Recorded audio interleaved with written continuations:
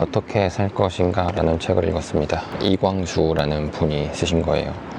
목차를 보면 크게 세 부분으로 나눠져 있습니다. 어떻게 살 것인가, 어떻게 할 것인가, 어떻게 될 것인가, 이렇게 세 부분으로 나눠져 있는데, 어떻게 살 것인가에는 뭐 투자에 직접적으로 관련이 되긴 하겠지만 뭐 좀 더 일반적인 이야기를 합니다. 정말 어떻게 살 것인가에 대한 이야기예요. 우리의 삶의 태도 같은 이야기.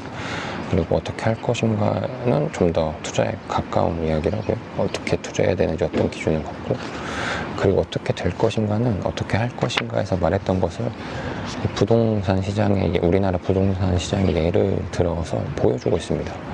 그리고 에필로그에서는 에필로그 하나가 있고, 이광수 씨가 한 달에 하나씩 내는 어떤 보고서 같은 데에 적어놨던 글들을 모아놨는데요.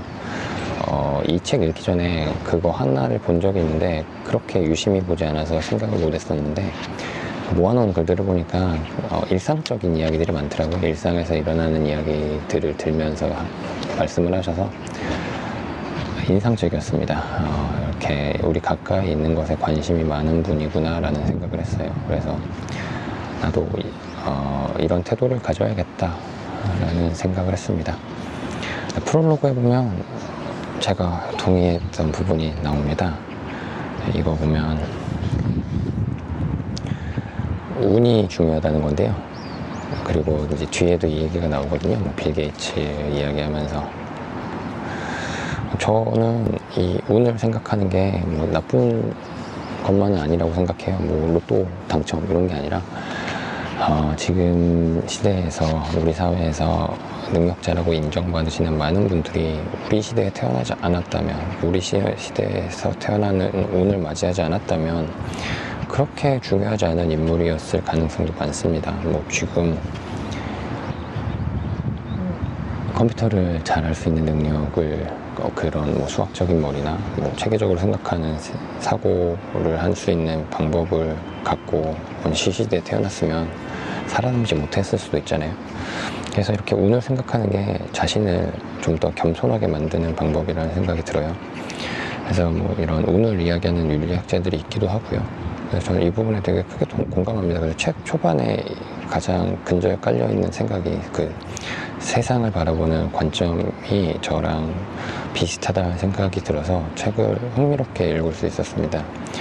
그리고 이런 세계관이 비슷한 사람이 쓴 책이니까 좀 더 같은 세계관을 갖고, 비슷한 세계관을 갖고 있는 사람이 쓴 책이니까 좀 더 쉽게 읽히는 면도 있는 것 같습니다. 그리고 어떻게 살 것인가에서는 고전에 대한 인용이 조금씩 있는데요. 저는 이 부분을 되게 흥미롭게 봤습니다. 왜냐하면 제가 동양 철학을 하고 있기 때문이죠. 주역이나 뭐 장비록이나 뭐 구런의 신화 이런 것들을 인용을 하는데, 이게 어떻게 보면 되게 허접하게 느껴지거든요. 이런 거 가끔 인용한 거 보면 뭐 맞지 않게 인용하는 경우도 되게 많고, 근데 보통 사람들이, 그냥 전공하지 않으신 분들이 읽기에 크게 어렵지 않고, 또 제가 읽어도 이상하지 않습니다. 그리고 적당하게 잘 인용한 것 같아요. 적당한 수준에서 너무 어렵지도 않고 너무 또 그렇다고 가볍지도 않게 인용한 것 같습니다. 뭐 여기서는 주역이 어떤 자리에 대해서 말하는 책이라고 하는데, 적당한 자리에 대해서 자기가 있어야 될, 뭐 그러니까 그런 이야기하면서 겸손 이야기하고 이러는데 맞는 것 같습니다. 그리고 어색하지 않은 것 같아요. 우리 시경 이야기도 하면서 이제 뭐 늘 전전긍긍하면서 뭐 조심해야 된다 이런 얘기도 이제 겸손에 맞는 이야기잖아요. 그래서 자기 자리에 제대로 있는 것, 뭐 너무 오버하지도 않고 너무 모자라지도 않으면서, 이런 거 얘기하면서 주역 이야기한 거 기억에 남았고요. 그리고 아까 에필로그 이야기하면서도 했지만 이렇게 써야겠다라는 생각을 했어요. 그리고 이분이 경제를 공부하신 분이지만 글을 쉽게 잘 쓰시는 것 같아요. 그래서 오랜만에 전공책이 아닌 책을 읽었는데 글 쓰는 방식에 대해서 좀 배웠다는 생각을 합니다. 요거는 구런의 시고요. 아까 앞에서 말했듯이 이제 옛날 글들을 인용하면서, 여기서는 이제 구런의 시를 인용을 하면서 변화하는 세상에 맞춰서 이제 뭘 해야 된다라는 이야기를 합니다. 그러니까 강이 더러우면 발을 씻으면 되고, 이제 강이 깨끗하면 각근을 씻으면 되는 것처럼 이걸 인용을 하거든요. 그러니까 투자의 상황이 어찌되었든 뭔가를 할 수 있다, 이런 이야기를 하는데 잘 설명하신 것 같아요. 그리고 이 부분은 뭐 경제 시간에 수요와 상승 곡선 배우면서 재화 시장에서의 가격이 상승하면 수요 감소 이런 것을 배웠는데, 자산 시장에 대한 이야기는 들어보지 못했어요. 수요 증가하면 자산 시장에서는 가격이 상승하고 또 이게 수요 증가를 불러온다는 건데, 생각해보면 당연한 건데 이렇게 말해주지 않으면 모르는 것들 있잖아요. 그래서 이런 설명을 들을 수 있어서 좋았습니다. 좀 더 한 단계 더 생각할 수 있게 된 거죠. 그리고 이 부분도 저 기억에 남는데요. 뭐 드라마를 인용한 것도 마음에 들었고, 또 이 돼지 키우는 거를 아주 기초적인 원시적인 저축의 한 방법으로 설명하는 게 참신했습니다. 이 부분을 뭐 본인이 만드신 건지 아니면 어떤 책에 설명된 건지는 모르겠는데요. 돼지한테 곡물을 먹이는 게 은행에 돈을 맡기고 이제 맡기는 거랑 비슷한 일이라는 설명을 들었을 때, 아, 그렇구나라는 생각을 했어요. 돼지는 이제 곡물을 먹으면 살을 내어주죠. 이 부분은 좀 더 투자에 관련된 부분이 나오는데요. 뭐 앞에 이야기들이랑 맥이 완전히 떨어지지 않습니다. 뭐 그러면 맥이 떨어져 있으면 한 책에 나올 이유도 없는 거죠. 그 변화에 늘 민감해야 되고, 또 뭐 우리가 지금 아파트 가격이 늘 올랐다고 생각하지만 그렇지 않다라는 것을 보여주면서 언제나 변화한다는 걸 이야기합니다. 그래서 과거에 아파트 가격이 떨어졌을 때 이야기를 하면서 늘 가격이 상승하지 않았다, 이런 이야기를 하는데, 어렸을 때를 기억해보면 맞는 이야기죠. 근데 우리는 금방 잃어버리죠. 되뇌어야 되는데 당장 살기 바쁘기 때문에 그런 측면도 있는 것 같습니다. 그리고 이제 이건 투자 시기에 대해서 말하는데요. 투자 시기가, 이분이 설명하는 좋은 투자 시기는 가격이 떨어지면서 수요가 상승하는 구간이라고 합니다. 그리고 이런 구간이 정말 적기라고 하고, 뭐 과거의 사례를 들면서 부동산 가격 변동 사례를 들면서 늘 그런 때가, 가격이 하락하면서 수요가 증가하는 그때 이후에 가격이 상승했다고 이야기하면서 그때가 적기라는 설명을 해요. 그리고 이제 이것도 투자의 태도에 대한 이야기인데요. 물론 앞에 이야기와도 뭐 맥이 닿아 있고 에필로그와도 맥이 닿아 있습니다. 늘 관심을 갖고 있어야 된다는 거예요. 뭐 강남 아파트값만 쳐다보고 있을 게 아니라 그 큰 흐름을 읽고 일상에 관심을 갖고 있어야 된다. 그렇게 흐름을 읽고 투자를 해야지 성공할 수 있다라는 이야기를 합니다. 태풍은 날지 못하는 닭도 날게 만든다라는 예시가 참 적당하게 와닿는 것 같습니다. 정말 생각지도 못한 변화.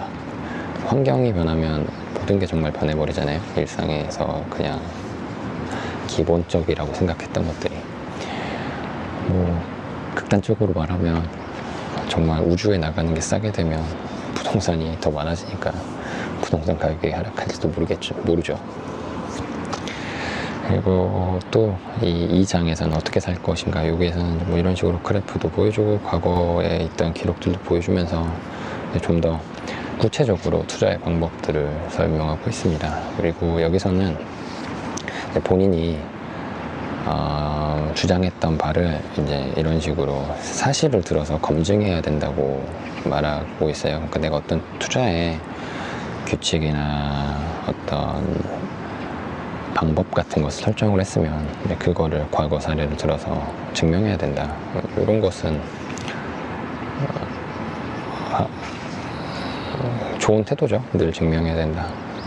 어쩌면 저의 일과도 연관이 있는 거죠. 근데 저도 어떤 생각을 만들어내고 뭔가를 만들어야 되는 과정이 있으니까요. 글을 쓴다는 게. 그래서 투자가 멀지 않는 거구만 이라는 생각을 했는데, 뭐 섣불리 하면 안 되겠죠. 그리고 이제 이 부분에서는 이제 부동산 자산의 어떤 특별함에 대해서 이야기하는데요.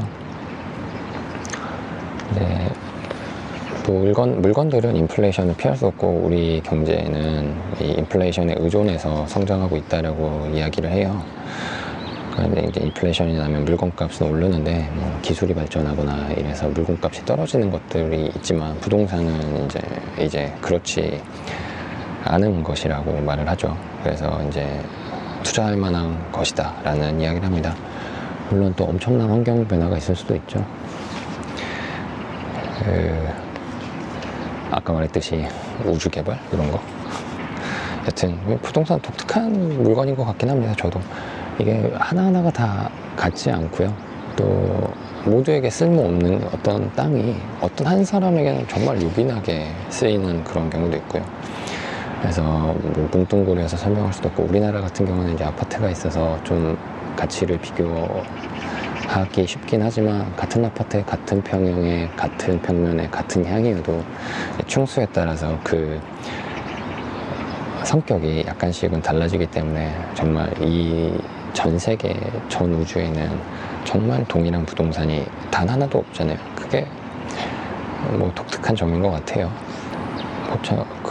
그리고 이제 에필로그에서 아까 말했듯이 그런 일상적인 것들을 다룬다는 것이 저는 참 흥미로웠습니다. 뭐 간단하게 보여드리면 뭐 자기 어렸을 때 미스 코리아 대회 이야기를 예를 들어서 이야기를 하기도 하고요.